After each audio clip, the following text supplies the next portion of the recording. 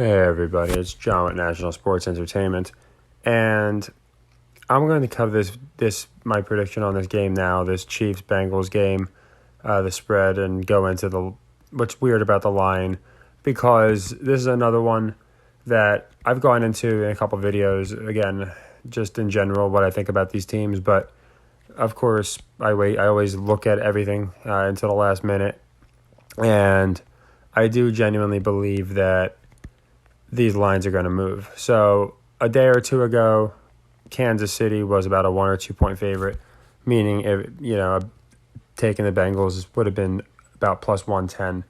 Now it's a completely even line. I know it sounds like it wouldn't happen, but I wouldn't be surprised if they moved this to Kansas City -1, -2, or something like that. So I like. If you don't know already, I like the Bengals, and I would lock this in because it's an even money line. And I know it doesn't sound like a lot, but -1, -2, and then if you want the money line on that and you're paying -135, it just adds up. And if you know about my system and how methodical I am with the money management, then that's why I don't overlook things like this. I would have preferred to get it, obviously, at plus odds, but you can see the narratives that are being pushed. Now, in general, we did have a good night tonight, as usual.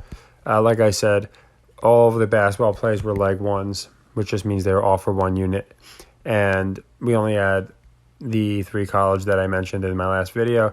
And the only one that I had done as a leg 2 was the Nebraska under that I had mentioned in my last video. So that one did come through, and as did 7 of our NBA games. We went 7-4. Rockets at the end, that one didn't hold, but we had some come through at the end as well. Magic held. We had Nets come through at the end, which was nice. And I think the most revealing, it was the Raptors, just because I think it confirms between the way the Kings lost and the Blazers won. I think the position in these teams to show that the Kings, they might make up the playoffs. Like I know people got on, like my last video, a few people were like, how do you have the Blazers over the Kings? Well, there's a lot of games left, and I genuinely believe the Blazers are going to go on a streak. I can't say the same about the Kings. Maybe a losing streak. But my point is, I do like the Blazers in the playoffs, so we got them. I think they definitely flipped the Jazz, and the Jazz don't get in. So we got that one. We seem to do a better job on the West. Texas let us down big. Spurs, Rockets. So, Texas accounted for 75% of our losses in the NBA today, which is fine, but we got the Grizzlies was a standard clip. This is why in all my videos, I try and preface and tell people I always match my lines up to the ESPN line, because the ESPN closing line is the metric that they use for team rankings and all these other sites. So the ESPN line did close at 2.5. So it was at 3 actually. So if anything, it was more in favor of the Grizzlies, but either way, I always tell people to match it up to the ESPN line. That's why I'm using it here. So why do I really like the Bengals? Well, Mahomes is going to win MVP. There's nobody else even in the conversation.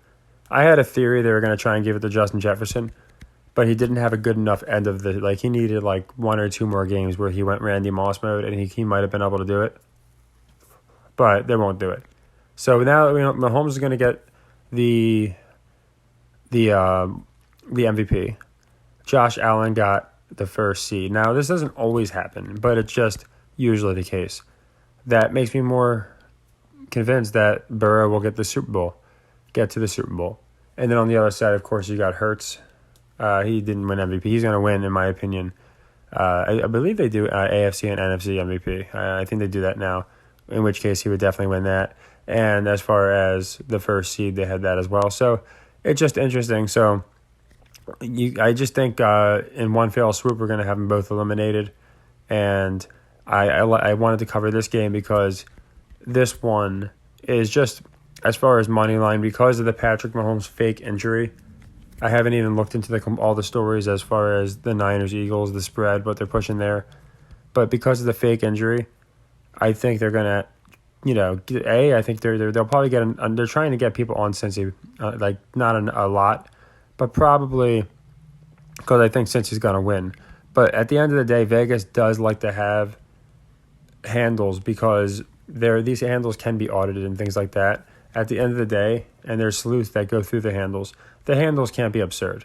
So I do think that this fake injury is just a way for them to get people believing that the Bengals can win, but they still know that people are going to sheepishly bet on the Chiefs. I could be wrong, but that's just what I'm gathering because again, they're putting stuff out now. If you just Google Damar Hamlin, it's nuts. The stuff we were talking about and way more is already like all over the mainstream that they're saying, all these different things that it's not him at the event, all these things, and they have to put out stories to combat it. So in this case, the NFL rigged. You see Pat McAfee going into it and different talking heads going into it. Now, with that being probably the most pressing topic, and you got the injury narrative. Oh, we don't want to hurt these players. I think it makes perfect sense. Okay, well, we'll say he's injured, and that way when the Bengals win, fans won't question it too much.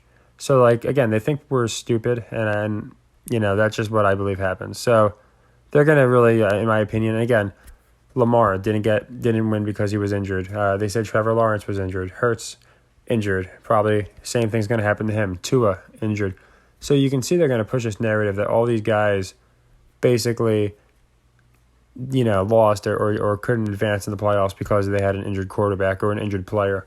So it kind of kills two narratives and it beats the public.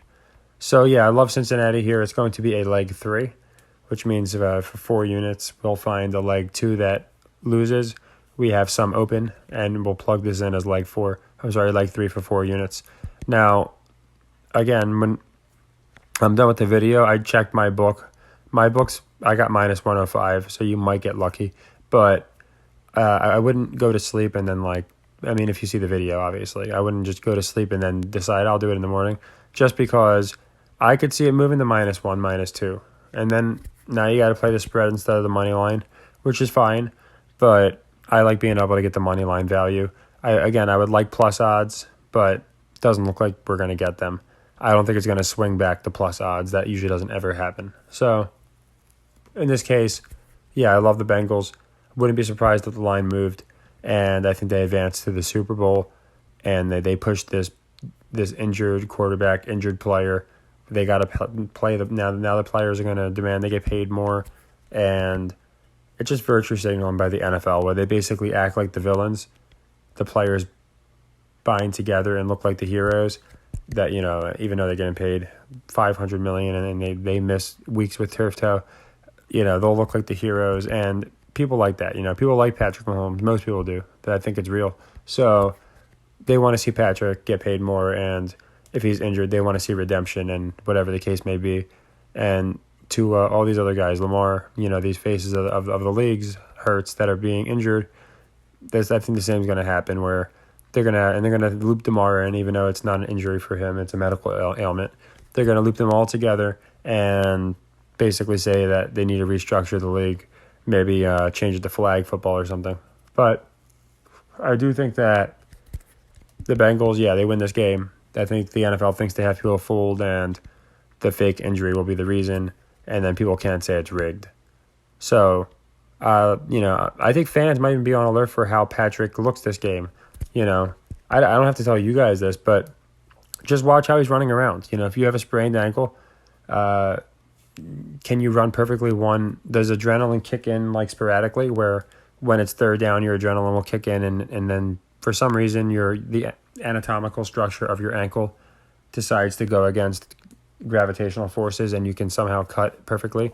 And then on first, when it's not that important, you're limping when the cameras are on. So let's see if we notice that kind of stuff, which I do believe we will. NFL players cannot sell injuries like wrestlers. It's not even close. Wrestlers, they'll sell an injury. A guy get slapped, and 10 minutes later, he's still holding his cheek. There's football players, they're stretchered off the field, and look at Hamlin. The guy looks like he just got over a minor cold. Now, again, I can't say for sure what he looks like because I've yet to see him, but whoever the person that, is deciding to dress like a guy going on a skiing trip, whoever that guy is, he looks to me like he's fine. So it's just very interesting for someone that is still apparently needs oxygen. And trust me, we will be going into more of that because the sheer amount of articles literally saying no. Like, I actually read an article, and the title was "No, Damar Hamlin was not replaced with a body double." When you have to lead your article like that, maybe you're trying to persuade people a little too much. And I'm not saying one way or another. I'm saying people should be able to question these things. So we're not going to be quiet on that just because the others are, because like I said, a lot of people are rightfully questioning that. But yeah, Bengals leg 4 units. Another great day today. Between today and yesterday, we are 14-5 with the NBA. So really, again, and we're going to have bad stretches too. But I bring it up because we just had a bad stretch where we were 3-5 one day. But I just do this to show how quickly we can negate a 3-leg loss and just losses in general, and why we are consistently doing well. And again, as you can see, we are currently up 74 units since starting. This doesn't even count our Jacksonville live win because I understand that one.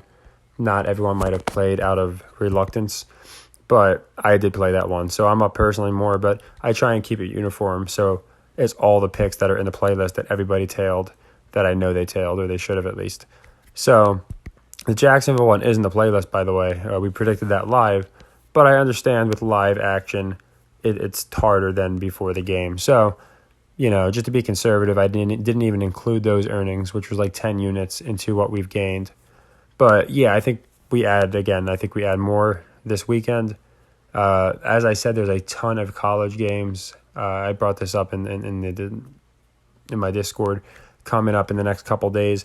This Saturday, for some reason, they always have like 10 to 15 games that fit my metrics on Saturday. Even when there's not, there's usually the most games on Saturday, but there's other days where there's a ton of games. But for some reason, these same teams that I Tulsa, Merrimack, you might know them by now, Navy, that I pick consistently, they always seem to be on Saturday, which is funny. So, there's always like 10 college plays on Saturday. There's always a bunch on Friday. And we have at least a handful tomorrow. So I'll go into all that, but this is important because if this line changes, it could screw up everything. So I just wanted everyone to get, this while, I have it. So take care, everybody, and happy earnings.